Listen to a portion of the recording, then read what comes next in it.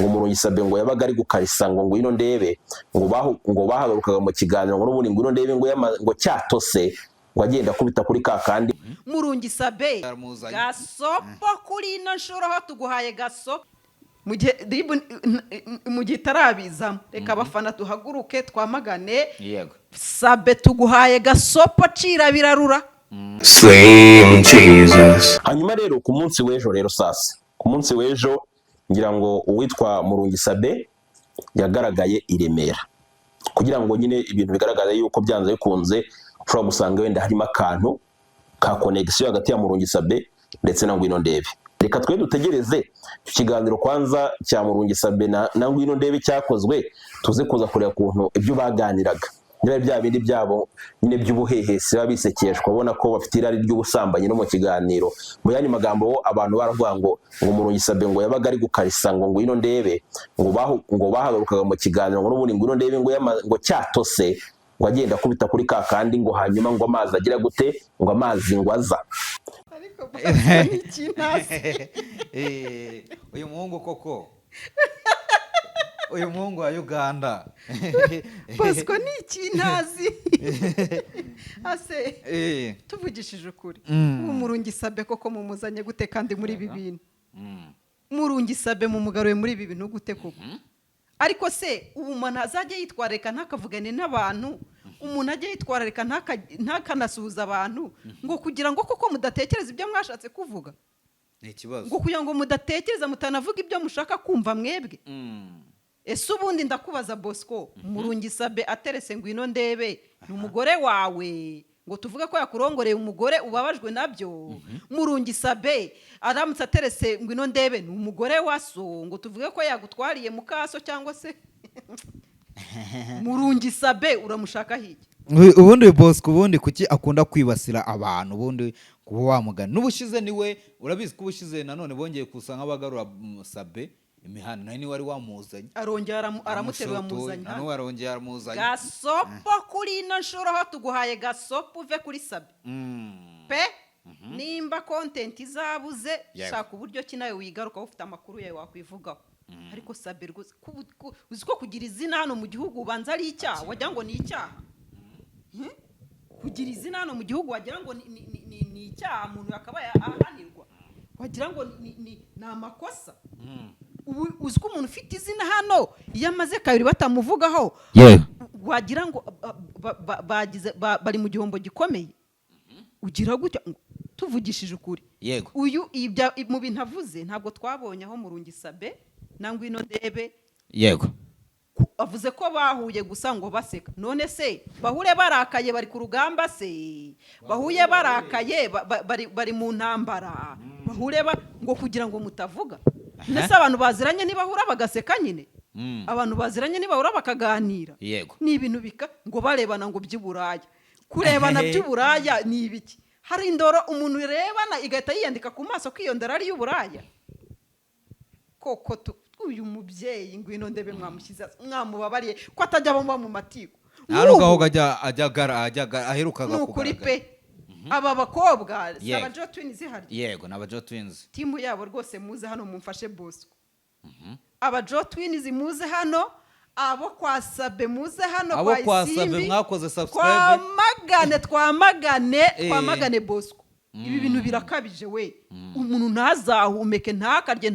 ntakanyare ntagacira hasi ngo mutavuga. Sabin kuba yahurana ngwino ndebe ikibazo kiri so umuntu nk'abandi se ese ubwo nubwo baba bakundana simbyemeje mvuze nubwo byaba ari byo koko bitureba hiki uyu uri kubivuga bimureba hiki cyangwa nawe twinjire abaye ari umugore we twavuga ko yenda yafushye pe ngwino ndebe abaye ari umugore wa Bosco urumva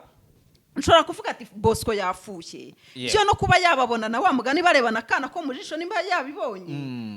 ni ugufuha k'urukundo kuko ari umugabo yego abaye ari umugabo wa papa we urumva yavuga ati data bamutwariye umugore nabyo yabifuhira yemwe sinamushikiwe kandi nubwo yaba ari mushikiwe nawe ni wakabigizeho ikibazo ko mushikiwe ntago buzamwirongorera uyu muntu aririrwa yirukanka inyuma y'aba bana bashaka asundi buriya abiterwa n'iki kugira ngo ko kabigasekwa nk'akeza we ariko ubundi bino bintu si bigize icyaha kwirukana ku muntu oya babyita guhoza umuntu ku nkeke babyita uhora uvuga umuntu nta kintu na kimwe yakoze oya ariko baba muri social media kandi muri social media urabizi yuko abantu bavugwa nyine iyo uri umusitari tu yego barakwataka ariko ntabwo hano mu baguhimbira hano mu Rwanda ho nabonye rwose igihugu cyacu kiri feya cyane baproteje abantu waba uri umusitari waba utari umusitari iyo babona nyine bakurembeje hari ukuntu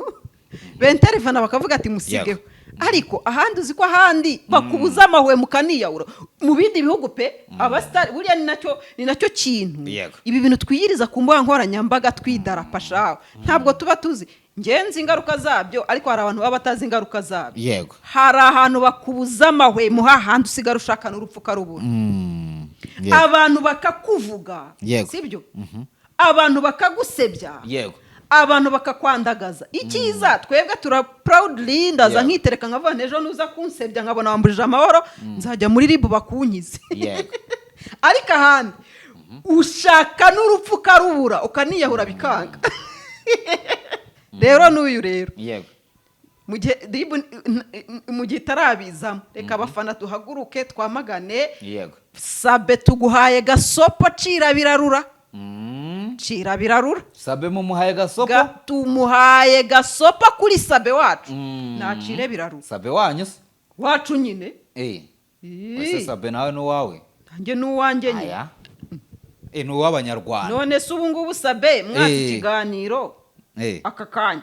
mvuze ni Sabe mfite inkuru nshaka guha abantu kandi ndashaka kuyicisha iwawe ntiyama platform ntabwo yayiguha kuko naramwiciye se ntabwo wamwiciye none se abayiha hari amafaranga baba bamuhaye oya none se ariko yayiguha kuko ayiha abandi ni niko nanjye yayiha banayihereza n'abantu from nowhere yenda jye sinyikeneye kuko mfite platform yanjye hari ibyo nshaka gutangaza cyangwa nshaka kuvuga nabicisha iwanjye ariko Sabe nkeneye platform ntiyayinyima rwose pe ni nayo mpamvu sinzi n'impamvu abantu bamugirira ishaza bakirirwa bamwirukanga inyuma buri kanya ututuri Sabe mwamuhaye amahoro aha kandagiye baba bahareba uzi ko wagira ngo niyo ari gutamira muba mwateyemo itoroshi mu muhogo we muri nta soni uzi ko agiye kujya ajya kurya abanze kuranga guzongore ko nta muntu muri iruhande ari kumufotora nuko bazima niyo mpamvu ubona abasitari iyo agiye kujya ahantu cyangwa se abona ari ahantu nyine abona abantu bazaheraho bamutondagira usanga yipfutse ibintu by'ibikoti yambaye ibintu by'ubufuka nyine ubu bubayeho ubuzima buri uncomfortable none se nimba ushobora guhagarara mu muhanda ugasuhuzanya n'umuntu mugaseka kuko yenda muraziranye cyangwa mubwiranye udukuru dusekeje bigahita biba ikibazo ngo ubwo murasambanye so abantu basigaye basambanira mu magambo bakoranye ikiganiro ngo nibakirekura ngo none ngo byabaye intambara none sabwiwe n'iki ko Sabe adafite ibiganiro byinshi ahubwo si icyo kiganiro n'amakuru ahari ko cyakozwe nubwo cyakorwa ni itegeko ko Sabe akorera kuri pressure y'abantu nanjye mufite nk'ibiganiro nakoze akazi akora si akazi ke yego si uzi bimufitiye umumaro ni nawe schedulinga uburyo ibiganiro byo bisohoka si ufite ukuntu yorganiza akazi ke ibyo nabyo byakabaye ikibazo none se mu kiganiro bakoze yatinye kurekura niho bakorewe ubwo busambanyi ngo tubimenye icyo kiganiro gifite ikihe kibazo ku buryo nacyo cyakabaye kibi kibazo ahubwo Sabe ngende inka nahita nanakirekura aka kanya none kikanatwika maze nkareba akakirekurira iki nkakirekura kuko yakivuze noneho abanyarwanda bakareba icyo kiganiro cyateje ibibazo nta kigumane tukareba niki kibirimo oya nakirekure oya kubera iki ko nubundi nimba cyarakozwe nubundi nimba cyarakozwe kizarekurwa nese ubundi ugira ngo Sabe yareka kukirekura ngo nuko ngo abantu bavuze kuko ari cyangwa ino ndebe ntabwo yakirekura Sabe ko mwabonye n'ubundi bamuse bayida wereka ngaruke kuri biriya bintu numvishe nawe bigarukaho yego muzi ubugambanyi bukomeye cyane bwakorewe muri biriya bintu bya Sabe yewe naranabimenye nyuma naranabimenye nyuma byagenze bite ndavuga nti nzasanga Sabe umunsi umwe mubwire nti nimba nawe nagukomerekeje umbabarire kubera ko namenye neza ubugambanyi bukomeye cyane bwakorewe muri iriya nkuru yakozwe agambaniwe nande yagambaniwe n'abasohoye inkuru Clara yagambaniwe kandi Clara nawe yarakoreshejwe Clara se ntabwo uzi ko nawe bamuhaye strike ntabwo yarazi iyo biva niyo bije uzi ko Clara nyuma abamuhaye iriya nkuru yego ntabwo muzi ko ikiganiro cyasibwe Clara abantu bamuhaye iriya nkuru baje gusubira inyuma baramuripotinga yego kuko baramubwiye ngo siba ikiganiro kuko bamaje kubona ko byabyimbye Yeah. karate ndagisibira iki si mwe Wakiriwe- mwambaye ibimenyetso yego bahita bamuripotinga muzi ko kiriya kiganiro cyari cyavuye Yeah. ubu hari n'abantu mwanze Karara muramwijundika kandi Karara nawe ni abantu bamuhaye inkuru Yego. kandi nawe uhawe inkuru urumva ubona ari inkuru nyine hari ukuntu inkuru ureba ukabona ni iya nyayo sibyo yego ukabona ni iya nyayo nyine ukavuga uti reka nisorere inkuru yego wakiriye ute rero kubona Clara nyuma y'umwaka umwe ahita afata yicara kuri kamera agasaba imbabazi bano bakobwa ba Joe Twins si byose nyine nkubwira naho byahereye arabizi neza ukuri kuri muri iriya nkuru ko yakoreshejwe ko yakoreshejwe none se wowe Karara urumva ari gusaba imbabazi gutyo gusa erega hari ibimenyetso byinshi bikwereka yuko nyiri ibyo bintu ikindi Saba arabizi nubwo abantu bavuze bakayomba pe Yego. imbuga nkoranyambaga zigahaguruka ibintu bigakomera yego we nk'umuntu umutima utaciraga urubanza yego we nk'umuntu uzi neza yuko ibivugwa ari ibinyoma yaricecekeye wigize ubona hari ikintu Saba bivugaho oya wigize ubona hari n'amarenga bicaho bisobanura ngo ni nko kuvuga ngo mbahinduye zero mbagize ubusa yagambaniwe n'abantu bo kuri social media kuri social media Sabe yaragambaniwe pe kandi ibi ni ibintu byeze Abanyamakuru. hano kuriya reka nkubwire nubona ko nifitiye udusabe 120 reka ngere mu 500 uzarebe Yesu we ibintu bazankorera sinzi ko binabaho ishyari Ese nka ishyari teka ishyari ngo ishyari mana yanjye ishyari ni ishyano wa mugani wabivuze ishyari ni ishyano ishyari Yego. rikoresha amahano ishyari rikoresha ibibi yego ishyari Sabe yagiriwe ishyari babona ntabwo bari buze kumwambura abatumirwa ishyari ya Sabe yagiriwe ishyari babona ntabwo bari buze kumanura views ze baravuga ngo ikintu cyonyine turi buze gukora turaza kugaragaza isura mbi Yego. ye muri social media aba ari bwo tumukuyeho audience kandi koko byarakoze ababikoze cyane ko yari umuntu wiyubashye kandi ababikoze byarabaye Sabe rwose yasubiye inyuma gusa Yego. nyine nuko Imana iyo yaguhaye Ntabwo umugisha yasubiye inyuma, ariko itagihina mu akaboko kazi kiwe, akazi Sabe ke- yasubiye inyuma yasubiye inyuma pe twe kubindyarya Sabe yasubiye Oya, inyuma akazi Sabe ke- yakoraga ikiganiro mu masaha 10 kikaba gifite 100,000 ariko no kubera bihe turimo Ni Oya, ibihe bya ntabwo YouTube turimo. Sabe nta bihe yagiraga Sabe ya none se nta bantu wajyaga kubona ukabona bari mu makomenti ahandi bari Yeah. kwivugisha ngo nyine bari kuvuga ku nkuru ya Sabe kandi ikiganiro bari gutera komenti nta n'ahantu bihuriye Yeah. urumva ugasanga umuntu ateruye nk'igikomenti kibaza nk'uyu muntu nyine kuri social media ubundi tugira ubwoko bungahe bw'abantu babaho Yego. hari abantu ba easy going bagendera mu kigare tu we ntakoresha ubwenge bwe ngo asesengure avuga ati se koko Yego. ragira ibintu avugwaho nibyo nkurikije ukuntu mureba nkurikije nuko mubona Yego. nkurikije n'amagambo imyitwarire mubonana byose uko avuga byose uko yitwara byose Yego. nkurikije cyangwa se ubwo ni umuntu utanzi undeba ku mbuga nkoranyambaga yego agakoresha ubwonko bwe noneho hari ubu nzi mu buzima busanzwe yego azi ko ibintu bari kumvugaho atari byo Yego. ariko akajya mu murongo w'abafana ko ibyo bintu ari byo si byo yego noneho hari n'umuntu uba utanzi ntashake no kwizera ko ibyo bintu ari byo cyangwa atari byo agakomeza akankunda Ntanabyiteho. si byo Yego. hari noneho n'undi muntu ubwo ni ubwoko bwa kane hari n'undi muntu uba udashaka no kumva ukuri kw'ibintu avuga ati ngiye iyo bijya babandi bita ba easy going Yego. akajyana banyamugiyo bijya banyamugiyo bijya akagenda inkuru ko yimujyanye aba ameze nk'agatambyi Yeah. niwe wa muntu uhora wihinduranya mu ishusho yabona byakomeye batukaragira nawe akanuka babona noneho umupira uhindutse ikibuga Yego. cyicuritse batangira kunkunda nawe akagaruka akankunda n'abo bantu dufite ku mbuga nkoranyambaga yego rero mw'abantu mwe ibintu byose mubona ku mbuga nkoranyambaga siko mukwiriye kubyizera yego mukeneye kujya mukoresha inararibonye ryanyu n'ubwenge bwanyu mukamenya ati se koko ibi bintu ni ukuri ni ukuvuga ngo utesha ubu tuvugishije ukuri ubwo ngo wagarutse kuri iriya nkuru y'inyuma Sabe hariya ahantu bamufotoreye sibyo asimbuka Sabe hariya ahantu mwamubonye yahavunikiye yego hariya ahantu hari igitanda mwahabonye oya kuki mwemeje ko yari yagiye gusambana ahubwo saa uretse Sabe hariya ahantu mwamubonye yahavunikiye bakanafotora bakinjira mu kazu kahegereye ngo ni muko yari arimo hari ibyangombwa bye bahatoraguye ngo tuvuge ngo koko niho avuye yiruka sibyo ni ibyanyabyo kandi cyane umuntu bamutangira mu nzira hari bakamukubita. ifoto hari videwo nabyo ndabisesengura hari videwo igaragara yirukanka koko inyuma y'akazu sibyo ariko se mubwiwe n'iki ko ahubwo atari ahantu yari agiye kugirirwa nabi bikaba ngombwa ko aca muri iriya nzira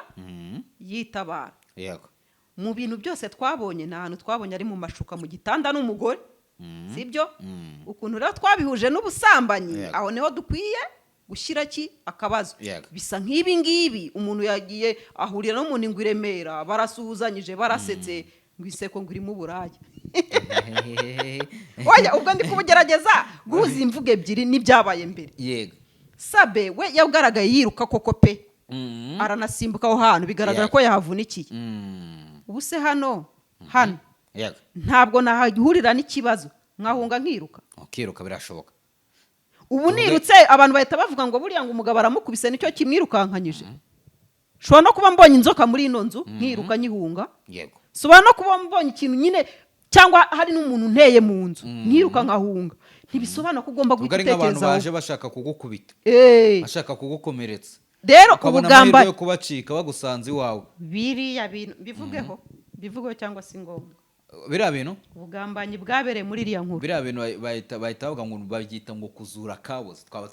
nicyo kintu reka mbireke ariko tubyihorere. ubwo nari ngerageje urumva nari ngerageje yego kubereka ibintu bibiri iyi mvugo itangiye ubusabe bisa nkaho bamugaruye Yego. muri social media